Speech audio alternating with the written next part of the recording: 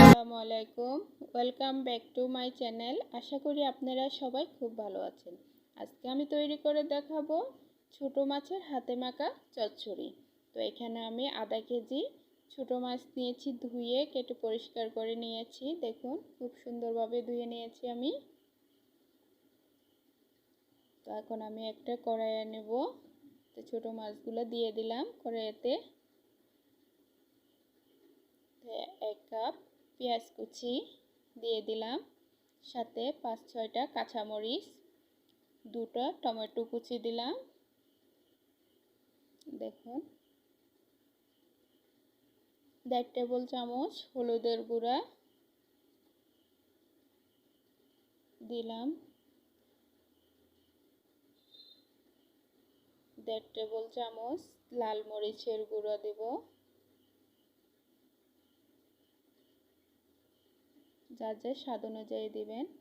তো 1 টেবিল চামচ জিরার গুঁড়ো আর ধনিয়ার গুঁড়ো দিলাম, 2 টেবিল চামচ স্বাদ অনুযায়ী লবণ, যার যার স্বাদ অনুযায়ী দিবেন। 2 টেবিল চামচ রেগুলার সয়াবিন তেল, আপনারা চাইলে সরিষার তেলও ব্যবহার করতে পারেন, কোনো সমস্যা নেই।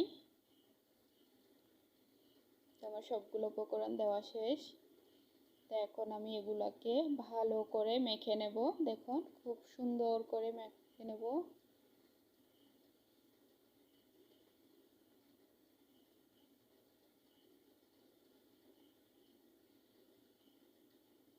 এই ছোট মাছ সব উপকরণ একসাথে মাখার সময় খুব সুন্দর একটা ফ্লেভার আসে।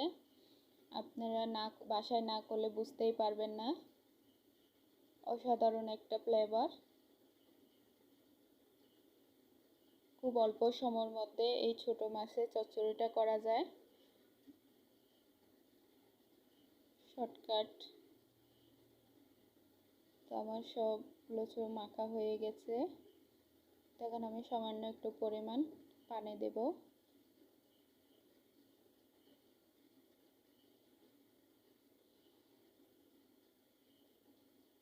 তো আমি চুলায় ছোট মাছগুলো বসিয়ে দিলাম।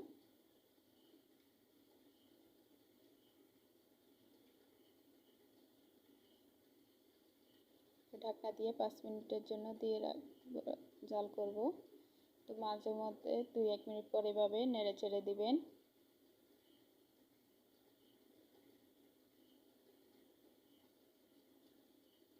দেখুন খুব সুন্দর, ঢাকনাটা তোলার সাথে খুব সুন্দর একটা ফ্লেভার বাইর হয়েছে। খুবই অল্প সময়ের মধ্যে ছোট মাছটা রান্না করা হয় এবং হয়ে যায়, বেশি সময় লাগে না হাতে মাখা ছোট মাছের চচ্চড়ি। আপনারা বাসায় ট্রাই না করলে বুঝতেই পারবেন না। তা আমার ছোট মাছগুলো কষানো হয়ে গেছে। তো এখন এখানে আমি 1 কাপ পানি অ্যাড করে আবার কিছুক্ষণ জাল দেব।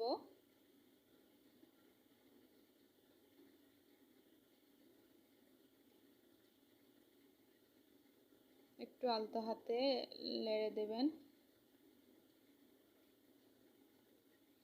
এইভাবে হাতে মেখে ছোট মাছের চচ্চড়ি করলে আপনার একটা মাছও ভাঙবে না। অনেক সময় ছোট মাছ রান্না করতে গেলে ভেঙে একদম কাটা কাটা হয়ে যায়। এভাবে রান্না করলে একটা মাছও আপনার ভাঙবে না, সবগুলো মাছ আস্ত থাকবে। তো আমি আরও 10 মিনিট রান্না করলাম। তো আমার ছোট মাছ রান্না হয়ে গেছে।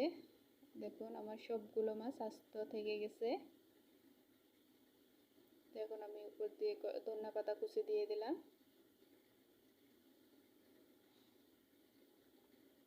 দেখুন খুবই অল্প সময়ের মধ্যে আমার ছোট মাছ রান্না হয়ে গেছে। দেখুন একটা মাছও ভাঙে নেই, সবগুলো মাছ আস্তা, খুবই সুন্দর। তো আমার চ্যানেলটা ভালো লাগলে সাবস্ক্রাইব করবেন, বেল আইকনটি ক্লিক করবেন, আর আপনাদের কাছের মানুষের কাছে আমার রান্নাটা শেয়ার করবেন, আর আপনাদের ভালো লাগলে কমেন্ট করবেন আমাকে। তো আপনারা সবাই ভালো থাকবেন আর বাসায় অবশ্যই ট্রাই করবেন। আল্লাহ হাফেজ।